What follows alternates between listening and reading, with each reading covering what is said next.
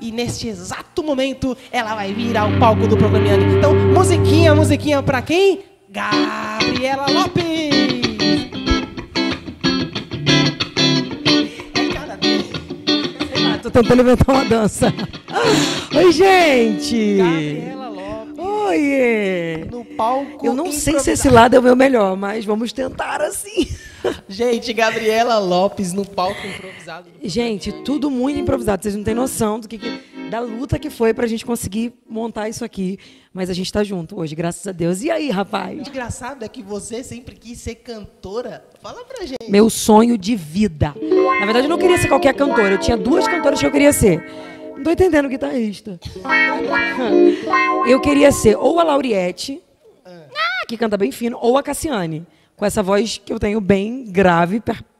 E aí, o pior, eu cantava nas igrejas e o meu pai me fazia acreditar que eu era cantora. Porque eu cantava e meu pai entrava, meu pai era diácono, entrava no mistério na porta e eu achava, tipo assim, que eu tinha arrasado. Minha mãe, quando eu sentava no banco, minha mãe fazia assim, ó. Tipo, eu sabia que eu tinha ido ruim, mas o meu pai me incentivava e ele me dava oportunidade, pedia oportunidade. Ele mandava eu nos lugares, ele falava com as pessoas assim, minha filha canta muito. Eu cuspia sangue depois, de tanto que eu gritava. Mas e quando foi que surgiu? Porque a gente sabe que teve uma dupla, né? Com a Ariela. Então, foi nessa época, porque a Ariela tinha voz fina. E a minha bem grave. Aí ela fazia a voz alta lá e eu tentava fazer um contralto mais ou menos, que também ficava tudo ruim, tudo errado. Porque definitivamente não é meu chamado. Mas vocês, e quanto tempo deu a dupla? Deu certo? Não, então, na medida do possível, deu certo. A gente orava muito, sabe? Aquela dupla, tipo assim, que quando a gente nem cantava direito, a gente começava a cantar, o fogo pegava, a gente entrava no mistério, a igreja estava no mistério, tá bom. Então, pentecostal gosta disso, né? Deus veio, acabou. Então, a gente, tipo assim, Deus vinha com a gente, tava tudo certo. E aí os planos de ser uma cantora se frustraram quando você Não tinha como, meu amigo. E quando você iniciou esse ministério aí de uma pregadora? Eu odiava, eu não queria. Ah, não acredito. Não. Isso é bombástico, sério? Não queria. Eu sempre amei a igreja e tal, servi, eu sou crente desde que nasci. E aí, mas eu queria ser cantora, eu queria ser Lauriette ou Cassiane. E tinha que cantar alto, não podia cantar baixo. E as pessoas me botavam no coral junto com os meninos, eu ficava revoltada, porque eu achava que eu tinha voz fina. E aí, uma vez, Deus usou uma irmã para mim e falou assim, todo lugar que eu ia, tô vendo uma Bíblia de ouro na tua mão. Aí eu falava,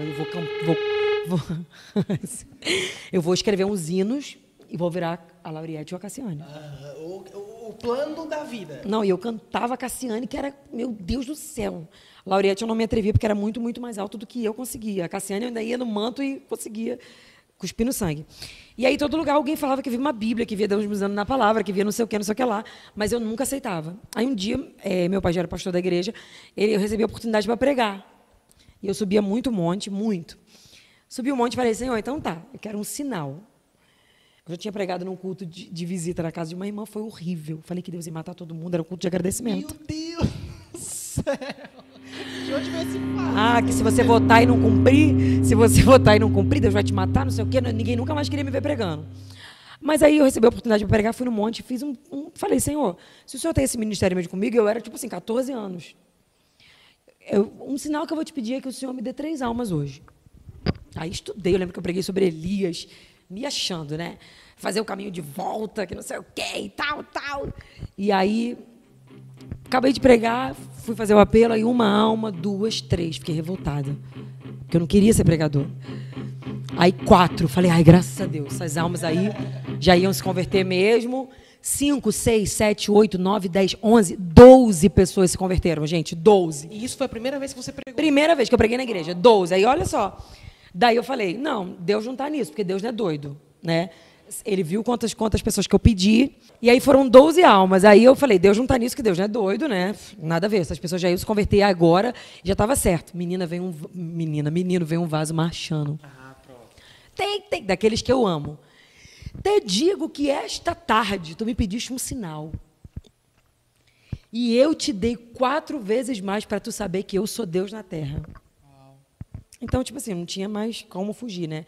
E aí eu comecei a pregar e tal. Eu sempre amei ler a Bíblia. Eu aprendi a ler lendo a Bíblia. Você acredita nisso? Eu não fiz o CA. Eu pegava a Bíblia e ficava tentando juntar letra com letra. Eu sempre fui apaixonada pela Bíblia, mas eu não tinha muita referência de mulher pregadora. Então, a gente achava que não era uma coisa que dava para a gente fazer, né? Mas eu sempre fui apaixonada pela Bíblia, por igreja, por Deus e etc. Não, e você falou de mulheres pregadoras, até sobre isso que eu ia te perguntar. Como cantora, você tinha referências como Lauriette, Cassiane, mas e como uma pregadora, no início, quais foram? Aí, quais foram, não? Qual foi? Muito respeito, meu amigo. Então foi a referência. Porque eu fui num culto, eu lembro que era em Casimiro de Abreu, eu tinha 15 anos, Ariela e eu íamos cantar lá, já tinha pregado e tal. Quando eu cheguei lá, a pregadora da noite era uma mulher. E aí, sempre que eu via alguma mulher pregando, eu via as mulheres contando testemunho. Porque Deus libertou meu marido e tal. E nesse dia, não. A mulher que pregou, ela não pregou. Ela deu uma aula. Uau. A mulher, ela pegou a Bíblia, André, e ela foi no texto, do início ao fim. Eu lembro até hoje que a pregação dela foi quando duas mulheres vão até Salomão por causa de um filho, e que morreu o filho da uma, morreu da outra ficou viva, uma tomou o filho, que o rei manda cortar a criança no meio. Sim, sim. E esta mulher, ninguém mais, ninguém menos é do que pastora Helena Raquel. Uau. Aquele dia ela estava pregando, eu olhando aquela mulher pregando, eu falei, gente, é isso. É isso, é isso, é isso, é isso. Daquele dia em diante eu falei, é isso. Eu não tenho outra coisa a não ser pregadora. Eu fui chamada para isso, eu nasci para isso. E eu ia em todos os lugares onde ela estava. Se eu soubesse que ela estava ali, eu pedia permissão ao meu pai. Por favor, deixa eu ir. Arrumava carona. E eu ia. Essa mulher inspirou minha vida. Eu a amo. Eu quero abrir um parênteses para dizer... Pastora Helena Raquel, muito obrigada. A sua vida foi fonte de inspiração para a minha vida. E eu sei que todas as sementes que o Senhor me usa hoje para plantar no coração de alguém tem a ver com aquilo que a senhora plantou no meu. Obrigada, de verdade. Fiquei emocionada, gente. E aí você foi crescendo, pregando. Vocês estão vendo que eu venço ele na falação, né? Eu falo mais do que ele, mas vai. Não, isso é tão bom, porque o público gosta tanto. Gosta, sei. sei. Falando. Não, na verdade, você está falando bem aqui agora, mas daqui a alguns minutos, nós temos uma missão aí para você. Vamos ver se você... Eu não estou entendendo esse guitarrista só querendo acabar com a gente hoje. Agora, Gabriela, a gente sabe que se tratando de ministério, uma coisa que faz toda a diferença são as marcas, né? As marcas que você tem no caminho, na história, durante o seu ministério, elas fazem a diferença. E qual foi a marca assim, que você teve, ou as marcas que você teve durante o seu ministério? Eu acho não, tenho certeza. Música triste para ela chorar? Eu acho. Não, eu não estou nem com vontade de chorar, não. Não chora tão fácil, não, gente. Não, na igreja eu choro muito. Choro não fácil, não. Ele tá chorando. Tá nada. Na verdade, eu acredito que a minha família foi assim, a primeira coisa, o primeiro contato que eu tive com Cristo. Eu digo que o meu pai é uma pessoa de falar pouco no que diz respeito a filho. Meu pai não é aquele pai de sentar, vem aqui, é isso, isso, isso. Não, ele fala pouco. Mas o meu pai dá muito exemplo. Ele ensina muito com as atitudes. Então, meu pai nunca me mandou orar, mas eu sempre o via orando. Legal. Então, por exemplo, eu passava pelo quarto e eu via que ele estava de joelho dobrado. Eu dormia, acordava e via que ele já estava de joelho dobrado. Eu falava, gente, o que esse homem tanto fala? Aí, no outro dia, o que eu fazia? Eu ia para o monte, que era do lado da minha casa, e queria fazer a mesma coisa que ele, mas eu não tinha o tanto de palavras ou conversa com Deus que ele tinha, mas eu ficava fingindo. Deus, estou aqui, Deus, não sei o quê. Porque eu entendia que se ele conseguir ficar aquele tempo todo, eu também conseguiria. Então, a minha família é assim. A minha mãe não é uma mulher de, vem aqui, olha, isso, não. Mas a minha mãe é uma mulher que chega e fala assim, ela dá o conselho decisivo. Ela vai te conhecer hoje, ela vai olhar nos seus olhos e vai dizer, é uma boa pessoa, não é. E eu posso contar o tempo que o que ela falou exatamente vai acontecer. Então, a minha mãe é uma mulher de discernimento espiritual, de visão. A minha mãe tem mais visão espiritual do que qualquer outra pessoa que eu conheço.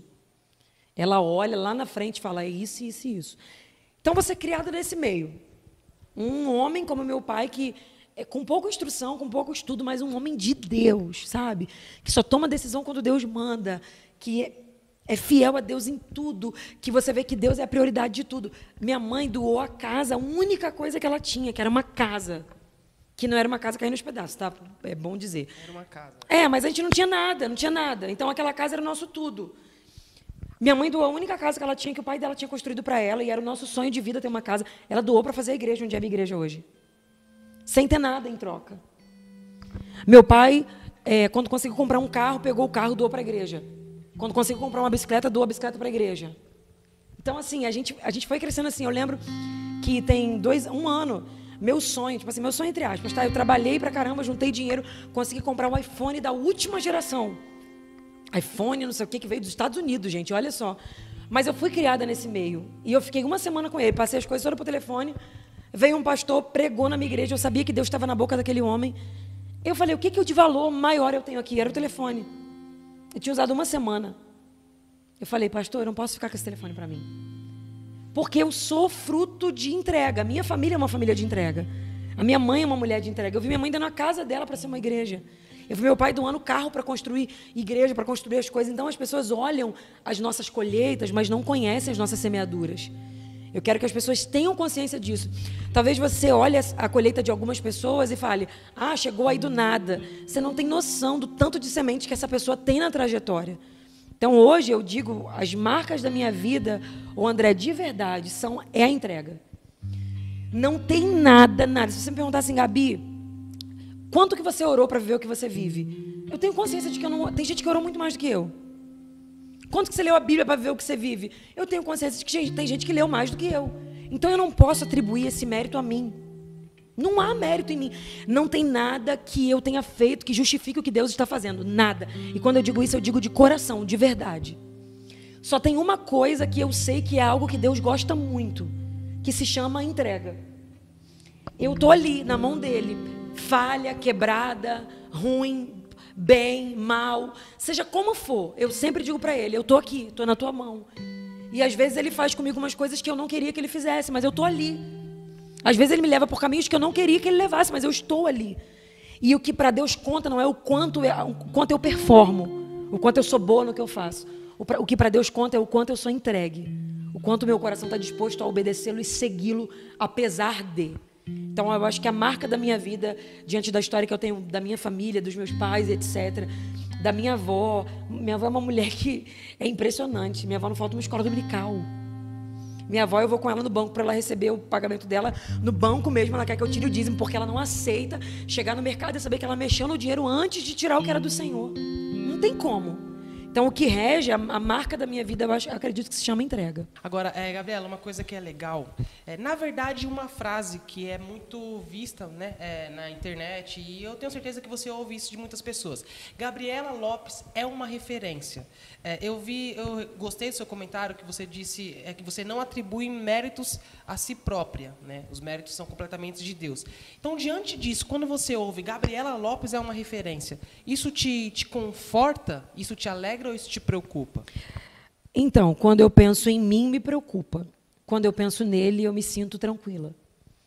Quando eu penso em mim, eu entendo as minhas falhas, eu entendo as minhas limitações.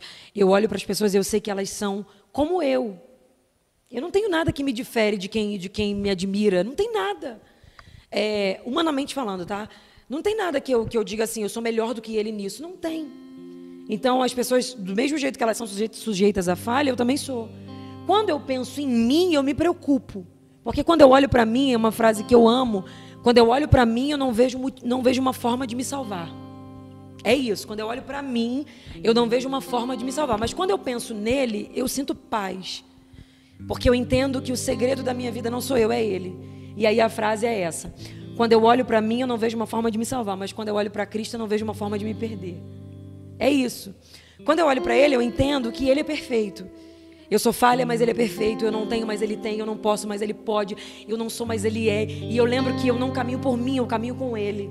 Eu lembro que eu não estou na minha mão, eu estou na mão dele. Eu lembro que o segredo não sou eu, o segredo é ele. Então isso me conforta. Porque eu sei que ele sabe exatamente o que eu atribuo a ele e o que é meu. Eu digo para ele, Senhor, até aqui eu consigo, daqui para lá eu não consigo. Senhor, até aqui eu posso, daqui para lá eu não posso. E eu digo para ele, eu quero ir. Mas eu quero que o Senhor me leve. Então, assusta, humanamente falando, assusta, claro. Porque você olha para uma geração de meninas, de moças, de rapazes também, que admiram a minha juventude e olham e dizem assim, se ela conseguiu, eu também consigo. E o meu objetivo, André, como crente, como servo do Senhor, não é passar um ar de superioridade. As pessoas te veem de longe e cada um cria uma ideia, né? A gente fala, ai... se acha. Outros falam, meu Deus, não tem nada. E aí você fica refém, entre aspas, de um preconceito. Só que meu objetivo real, diante de tudo isso como crente, não é passar um ar para os jovens assim, vocês nunca poderão ser o que eu sou. Porque eu não sou nada de diferente deles, entendeu? O meu objetivo como crente é dizer para eles o seguinte: se você estiver entregue nas mãos dele, você pode chegar a qualquer lugar que ele queira te levar. Como foi comigo. Não tem nada, meu amigo, nada. Se você me perguntar assim, Gabi, fala para mim o teu segredo. Não existe segredo. É Jesus. É graça, é bondade, é misericórdia, é favor. É Ele, é unicamente Ele. Então, quando eu olho para um jovem, como eu estou diante de você, quando eu olho para um monte de jovem que vai assistir, eu só tenho vontade de dizer para eles: vocês são capazes. Porque não é o segredo, não é vocês. O segredo não são vocês. O segredo é o que Jesus pode fazer com a fragilidade, com a fraqueza, com o não ser de vocês. Porque Ele disse: o meu poder se aperfeiçoa na tua fraqueza. Ele está deixando claro assim: o meu nome vai ser glorificado onde você é mais fraco. Eu olho muita gente falando: Gabi, eu nunca vou conseguir. Eu digo para eles: vocês vão conseguir sim. Porque é o lugar onde você é mais fraco. É aí que, quanto mais entregue você tiver, mais o poder de Deus vai se manifestar através da sua vida. E aquilo que o diabo achou que seria para a tua queda, Deus vai mostrar que o nome dele vai ser glorificado é através disso. Acho que isso também tem muito a ver com a sua frase, né? Nunca foi sorte, sempre foi Deus. Eu já estou com vontade de pregar, vocês estão vendo, né? Prega, vontade. Eu já saio com vontade. Só esperar passar a salva com as ofertas. Não, eu já fico com vontade de pregar porque isso é a minha vida, não é sorte. Não é. Eu não tinha quem me ajudasse. A gente veio no carro hoje, eu e Deleia, lembrando do começo, né? Eu lembro de uma vez que... Quantas vezes, eu lembro de eu indo de ônibus sozinha para pregar numa igreja distante. Ônibus sozinha, eu era uma menina, 14, 15 anos. Porque meus pais cuidavam da igreja, minha irmã estava na igreja também, e eu tinha que ir sozinha. Eu lembro de vezes que eu recebi oferta em moedas, num papel de ofício. Quantas vezes eu lembro de gente que marcava comigo, por exemplo: você vai pregar 9 horas da manhã, o evento era o dia inteiro, eu chegava 9 horas da manhã, e eles me colocavam para pregar 11 horas da noite. Já não tinha mais ninguém. Ainda falava comigo assim, 5 minutos. E eu lembro que eu tinha estudado a semana toda para aquilo ali, porque eu amava, era meu sonho. Mas quando as pessoas olhavam para mim, eu não tinha nada. Eu não tinha alguém que me levasse, eu não tinha alguém que me ajudasse, eu tinha uma coisa só. E eu escrevi um texto essa semana no Instagram e é muito verdade.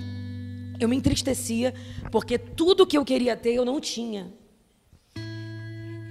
Eu não tinha nada e eu achava que eu precisava do tudo para conseguir chegar onde o Senhor falava que ia me levar. Mas hoje eu descobri, André, que o tudo que eu achava que era importante era nada. Porque o nada que eu achava que era nada, na verdade era o tudo. Porque eu não tinha nada aos meus olhos, mas eu tinha uma coisa, uma promessa. E isso era o meu tudo. Eu não tinha quem acreditasse, eu não tinha quem apoiava, eu não tinha nada, eu não tinha. Eu já passei assim humilhações vergonhosas mesmo. Coisas de marcar comigo, eu chegar para pregar e não pregar. Várias vezes. Eu pregar à noite, sentar no banco e depois acabar o culto, eles fingirem que nem me conhecia. E eu ficar da porta pedindo o telefone, porque eu não tinha, para conseguir falar com alguém lá de casa, com alguém para ver se alguém ia me buscar. Quantas vezes? E eu lembro que a minha mãe falava: chega, você não vai mais, chega, para com isso e tal. E eu falava: eu vou, eu acreditava. Só que eu era uma menina. As pessoas não conhecem a nossa história. Elas desconhecem a nossa trajetória. E por desconhecerem a nossa trajetória, elas se sentem incomodadas com o nosso crescimento. E eu estou até feliz de poder estar falando um pouco disso aqui, porque eu sei que tem jovens que vão me assistir que também só tem uma promessa hoje, não tem nada. Talvez você não tenha uma família que te apoie, talvez você não tenha alguém que acredite nos seus sonhos, talvez nem você mesmo veja em você condições para isso. Sabe o que eu lembro? Estudava de manhã, dava aula à tarde, ia para o seminário à noite. Eu fui a única jovem da minha igreja, na primeira classe do seminário que se formou. Comecei adolescente e terminei jovem. Eu amava aquilo, eu acreditava naquilo. E eu comecei a fazer faculdade, fui estudar jornalismo. Eu amava jornalismo, amava aquilo. Mas quando eu senti que o Senhor queria me conduzir, eu fui. E eu vinha falando com a Deleia que eu entrei num processo meio de conflito no começo. Porque eu larguei uma profissão para ir para o ministério. E eu não tinha nada. Estava dando tudo errado, sabe? Mas o que eu posso dizer, essa frase é a minha vida. Não é sorte. Não é sorte. Não é a porta que ninguém abriu, não é a indicação de ninguém, não é o apoio de ninguém, não é sorte. É unicamente uma pessoa chamada Deus. Ele abre portas que as pessoas não te abririam. Ele te coloca em mesas que você não poderia entrar. Ele te apresenta pessoas que você não poderia conhecer. Então, meus queridos que estão me ouvindo aí agora, se eu posso falar uma coisa para vocês não negocie a amizade com o Espírito Santo. Eu me lembro que eu acordava 3 horas da manhã e eu tinha que sair para a escola 6 horas da manhã, me arrumar 6, para ir para a escola 7. Eu saía 3 horas, eu acordava, André, e orava de 3 às 6. Eu não queria nada, eu só queria ele no meu quarto. Eu não queria nada, eu não queria pregar em lugar grande, eu não queria nada. Se você me perguntar assim, qual lugar que você sonha pregar? Nenhum. Eu acho que tudo que eu vivo já é mais do que eu merecia viver. Então tudo que tem acontecido já é bônus, porque não é sorte, é Deus, literalmente. Você entende isso?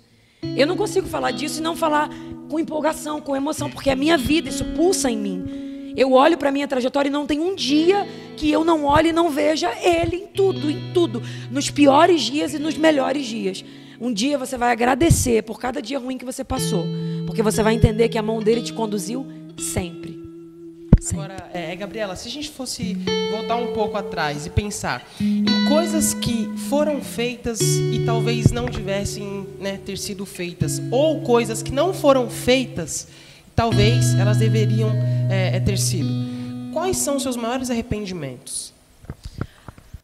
A gente acumula bastante arrependimentos ao longo da vida, óbvio, e aí eu não sei se eu conseguiria falar de um arrependimento, meus maiores arrependimentos. Eu acredito que eu tento não focar no que passou. Porque se você se agarrar no que passou, você não consegue prosseguir. E eu fico muito com o que o apóstolo Paulo disse, esquecendo-me das coisas que para trás ficam. Então, se eu me esqueci do que para trás ficou, eu não tenho mais nada lá atrás. Eu prossigo para o alvo. O que passou, passou. Eu sei que o Senhor usou o meu passado como um aprendizado. Hoje, acordar hoje, respirar hoje, é Deus dizendo, estou te dando uma nova oportunidade, um recomeço. Então, desculpa, porque talvez a resposta nem faça muito sentido com o que você está dizendo, perguntando, mas se eu acumulo arrependimentos, óbvio que tem muita coisa que você olha para trás e fala, poderia não ter feito, mas eu vejo que até o que era para o meu mal, Deus conseguiu transformar em bem. Então, como que eu vou olhar para trás e ficar atrás? Eu me esqueci do que para trás ficou e eu prossigo para o alvo, eu quero olhar para frente, o que eu desejo é ser cada dia melhor para o Deus que me trouxe até aqui, não para ninguém. Claro que tudo que vier das pessoas, que acontecer para as pessoas, vai ser consequência. Mas eu desejo que ele olhe dos céus e fale, valeu a pena ter investido nessa menina. Não que ele não sinta isso, porque ele não acha que a gente é o que a gente não é. Mas eu gostaria muito de um dia conseguir surpreendê-lo, sabe? De um dia ele olhar e falar, menina, não esperava isso. Eu sei que não tem como, eu sei, mas eu queria um dia conseguir, sei lá, fazer uma surpresa, alguma coisa que ele olhe. Eu não consigo falar disso sem me emocionar. Que ele olhe e diga assim, ela foi aonde ninguém foi, ela ofereceu para mim o que ninguém ofereceu. Eu gostaria muito de conseguir um dia fazer isso. Eu brinco com a Camila, eu falo para ela, eu queria ser a pessoa que mais amou Deus na vida toda. Queria competir com Davi, com Moisés, eu queria que Deus olhasse e falasse, não, essa menina conseguiu me amar mais do que eles. Eu gostaria disso. Então, o que ficou para trás ficou, eu tô para frente. E no seu ministério, qual que é a ação que mais te mostra que você realmente está no caminho certo? Eu agradeço muito a Deus, tem uma coisa que tem marcado a minha vida neste tempo, que se chama salvação de almas. Muito tempo eu preguei e ninguém se convertia. Como era triste. A Delena está aqui, ela lembra que eu chegava nos hotéis, às vezes eu chorava, porque eu tinha estudado uma mensagem, e eu fazia o apelo, ninguém se convertia, ninguém. Eu falava, não é possível. Senhor, eu não tenho nada, não é possível. E eu comecei a orar muito acerca disso. E eu lembro que quando o Billy Graham partiu para a glória, eu falei, Senhor, não é possível que o Senhor retirou o que o Senhor deu para esse homem daqui da terra. Não é possível. Se Elias foi e a capa ficou. Cadê a unção de ganhar almas que o Senhor deu a esse homem? E eu lembro que isso mexia muito comigo. Eu comecei a orar incessantemente sobre isso. E eu tenho visto Deus salvar, assim, um número assustador de pessoas em um culto. Isso me alegra muito, mas ainda não é o que eu almejo 100% viver em Deus. Isso já também, faz parte. Isso é uma chave incrível. O nosso objetivo é ganhar almas, sem dúvidas. Mas eu quero muito ser marcada pelos sinais. Muito. Os sinais que Jesus disse que seguirão aqueles que creem. O meu coração pulsa por eles. Eu prego esperando acontecer. Eu oro a primeira oração da mensagem já acreditando que alguma coisa aconteceu. Eu pulso. Quando você vê acontecendo, saiba que eu estou vivendo algo que o meu coração sonhou muito. Qual que foi o desafio de ser uma pregadora, né, em um país onde a figura feminina, a imagem da pastora ou da preletora, ela já foi muito desvalorizada? Não, então eu tenho mais alguns agravantes, né? Ser mulher, ser nova e ser solteira. E aí são 3 coisas que são fatais para que as pessoas não queiram te ouvir ou não achem que devam te ouvir. É desafiador, mas eu vou ser sincera para vocês, eu não me preocupo em nada com isso. Eu lembro que uma vez eu fui convidada para pregar num evento, tinha um monte de pastor no púlpito. Quando eu subi, eles desceram todos. E eles sentaram de frente para mim, assim, de braço cruzado. E eu lembro que eu estava com muito medo. Muito, muito, muito medo. E quanto mais medo você fica, parece que Deus fica com dó de você, né? Te usa muito. Não, e aí eu lembro que aquele culto terminou com os pastores de joelhos dobrados aos prantos. Então, eu aprendi, ao longo da caminhada, que ainda é pouca, mas que já deu para aprender algumas coisas, que não é você que se respalda. Eu não me respaldo. Quem me respalda é o Senhor. Eu não preciso dizer nada, eu não preciso provar nada, eu não preciso mostrar nada. De fato, Ele nos justifica. E está dito. Então, assim, quem não gosta tem 2 opções. Ou vai deixar de receber aquilo que o Senhor entregou para aquele tempo, se Deus decidiu falar com ele através da minha vida, porque pode ser que não. E aí isso não tem a ver comigo, tem a ver com uma decisão de Deus. Ou então o Senhor vai dizer para eles e vai mostrar para eles que é Deus que está falando. Entendeu? Então, eu aprendi, André, que a gente não faz o ministério, não é a gente que faz. Não é a gente que briga para ser aceito. Eu não tenho que brigar para ser aceita. Eu não tenho que brigar para ser amada. Eu não tenho que brigar para ter um espaço. Eu não tenho que... Não tenho isso, não tenho. Algumas pessoas falam, você devia fazer isso, você devia fazer aquilo. Você tinha que se comportar desse jeito, você tinha que se comportar daquele. Você tinha que ter mais frequência nas redes sociais. Porque eu sou assim, eu posto um dia, sumo 5, aí depois eu apareço de novo quando eu quero, aí posto... Eu não sei ser o que o padrão gostaria que eu fosse. Por exemplo, você vai num lugar, viu fulano, posta foto com fulano, porque as pessoas têm que ver os pastores que você vai, não sei o quê. Eu não consigo ser assim, eu gosto de ser quem eu sou, entendeu? E os que são meus amigos, e os que são colegas de ministério, são colegas de ministério, isso não muda nada. De alguma maneira, todos eles acrescentam na minha vida. Uns você conhece e descobre o que você não deveria ser, outros você conhece e olha e fala, meu Deus, eu preciso aprender muito a ser crente ainda com aquela pessoa.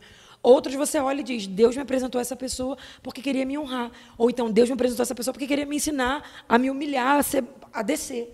Então, de alguma maneira, nada na vida do crente que anda com Deus, acontece sem propósito. Então, se eu fui rejeitada em muitos lugares, fui.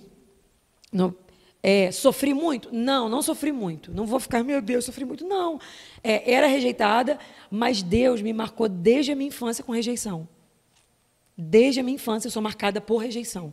Na escola, família e etc. Então, eu acredito que Deus já me ensinou desde pequena a apanhar, para quando eu apanhasse mesmo da vida, não doesse tanto. Para quando chegasse a hora de apanhar, não doesse tanto. Então, eu acho que foi isso. Deus me preparou o tempo todo para esse momento. Fui muito rejeitada em alguns lugares? Fui. Mas isso não mudou e não descredibilizou o que Deus queria fazer ali. Então, não fui eu que fiz. Foi Ele que fez e acabou. Quando Deus quer, não tem jeito. Hoje você olha e fala, valeu a pena.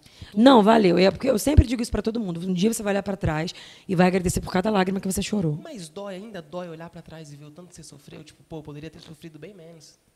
Eu não poderia ter sofrido menos, porque... Não, é porque o nível, a proporção... Quanto mais... Se eu não me engano, foi Moody ou Spurgeon que falou isso. Eu não conheço alguém que Deus queira usar muito, que antes Deus não amasse muito. Então, eu entendo que todas as vezes que eu estou sendo muito amassada por Deus, todas as vezes, muito, muito, eu sei que alguma coisa muito grande Ele fará. Então, se eu olho para trás, tem coisa que eu ainda não consegui ser totalmente curada. Tem marcas que me acompanham há muito tempo e eu estou em Deus trabalhando elas. Elas me ferem? Ferem. Mas eu não trocaria elas, entendeu? Para ter uma vidinha mais fácil, porque eu sei que elas foram a escola de Deus para me levar aonde Deus tem me levado. E eu vou te dizer uma coisa, meu amigo, e Deus fala assim, bem rápido, se recupera logo, porque está vindo outra. Uau. Eu só lembro do que Deus falou para Jeremias. Jeremias um dia reclamando, eu não aguento mais, não sei o quê. Aí a gente pensa que Deus vai vir e falar, meu filhinho querido, não. Deus falou para ele, se você se cansa competindo com homens que vão a pé, como é que você vai competir com os cavalos? Deus estava dizendo, homem corre mais devagar do que cavalo. Se você está reclamando dessa corridinha de agora, que ainda é pouca, você imagina a próxima que virá. Ou seja, não é a vida que fica mais fácil. É o nível da resistência que aumenta em nós. Então, crente que quer ter uma vida mais fácil é porque não entende a dimensão de onde Deus quer o levar. É difícil, é desafiador, dói muito. Muito difícil falar disso para uma geração tão fraca. Me entristece falar disso porque eu faço parte dessa geração e eu vejo uma geração tão fraca de mente, tão fraca emocionalmente, etc. Me dói. Mas eu preciso dizer isso, eu preciso dizer para eles, olha, dá para ser jovem, dá para apanhar muito. Dá para levar muitas pedradas. E dá para permanecer, para ficar, para sobreviver. A irmã veio me entregar uma visão, e eu falei, agora é Deus respondendo tudo que eu preciso. Ela falou, eu via você numa estrada, e eu via pedras, e elas não eram lisas, elas eram pontudas. Todas elas caíam em cima de você. Eu falei, ai. Ela falou, Deus mandou te dizer que não vai te livrar das pedras. A única coisa que Ele vai fazer é amortecer a dor. Então, eu tenho caminhado por essa estrada com essas pedras, as pessoas não conhecem a nossa história. E não precisa conhecer, porque o que Deus faz, a partir de nós, evidencia o que tem atrás do que as pessoas veem. Entende? Então, é isso. Quer ser muito usado por Deus? Se prepare para ser muito esmagado. E sem mimimi, sem chorar e sem reclamar.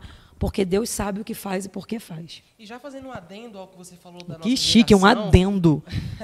O que você falou sobre a nossa geração. Hoje, se você pudesse olhar para essa geração e dar um conselho de uma Gabriela tão vivida, o que você aconselharia a geração de hoje? Eu não sou tão vivida assim também, sim, gente. Não vamos falar de idade nesse programa, porque falar de idade mexe até com o apresentador, que já tem cabelos brancos. Mas, esquece cabelo branco. Mas, se você pudesse dar um conselho para essa nossa geração, qual que seria? Primeira coisa, não acredite nas mentiras do diabo. O diabo conta meias verdades que, no fundo, são mentiras. Ele te faz olhar para uma situação e pinta o cenário de um jeito. Até é o que ele está falando, mas ele pinta o cenário de um jeito que parece que o todo que ele está dizendo é verdade. Não ouça as mentiras do diabo. Você não é pequeno, como ele diz. Você não é incapaz. Tudo bem que ele está te mostrando a tua realidade é desfavorável, mas, no todo, você não é tão pequeno como diz, você não é tão fraco como ele diz, você não está destruído como ele diz. Ele tenta te enganar o tempo todo, fazendo você aceitar qualquer outra proposta que não seja de Deus. Ele sempre vai te apresentar um plano paralelo ao que Deus te apresentou. Então, a primeira coisa que eu digo para vocês é, esperem o tempo de Deus para tudo. Não acreditem nas mentiras do diabo. Elas são realmente para acabar com o teu futuro. Aguardar o tempo de Deus é a melhor coisa que alguém pode fazer na vida. Outra coisa que eu diria a vocês, dói muito, mas muito mesmo. Só que um dia você olha para trás e agradece por cada lágrima, por cada dor, por cada pedrada, por cada traição, por cada rejeição, por cada abandono. É fato, isso é verídico, isso é real. O lugar onde mais você é esmagado, ali é a área que mais Deus te usa para curar outras pessoas. Então, se você sofreu abandono na infância, se você é marcado por uma raiz de rejeição, se você é marcado por traumas, se você sofreu abusos sexuais ou etc., o que for, o lugar onde mais você foi ferido é o lugar que Deus vai usar para você ser o instrumento, para marcar a tua geração. As pessoas ouvem eu falando, e assim, como eu disse para você, todo tipo de rejeição eu vivi, eu fui abusada na minha infância. E, na época, eu não entendi o que era, mas depois que eu cresci, foi difícil para mim conseguir digerir isso. Isso gerou traumas que acarretaram coisas absurdas. E eu não falava sobre isso. Eu falei há alguns dias nas redes sociais, e estou falando aqui agora. Eu não entendia o porquê. Eu não aceitava, né? Eu tinha planos na minha mente e aconteceu uma fatalidade na minha. Eu era muito pequena, 3, 4, 5, sei lá, essa idade. E essa fatalidade mexeu com o meu futuro, né? Comprometeu o pós, eu achava. Mas hoje eu olho para trás e eu agradeço por Deus ter me guardado e, principalmente, porque Deus me deu estabilidade, estratégia, estrutura para conseguir olhar para meninas que estão vivendo o que eu vivi e dizer para elas, há um novo dia depois disso. Então, tudo que você vive hoje é uma escola de Deus. E eu não estou falando de nada de desobediência, não, tá? Estou falando de que você vive dentro do plano de Deus, ou então dentro de situações que você não planejou, mas você vê que Deus está te empurrando para lá. O que você vive hoje é Deus te moldando, te trabalhando para você ser o instrumento que Ele vai usar para tratar outras vidas. Essa foi Gabriela. Gente. Quase que eu solto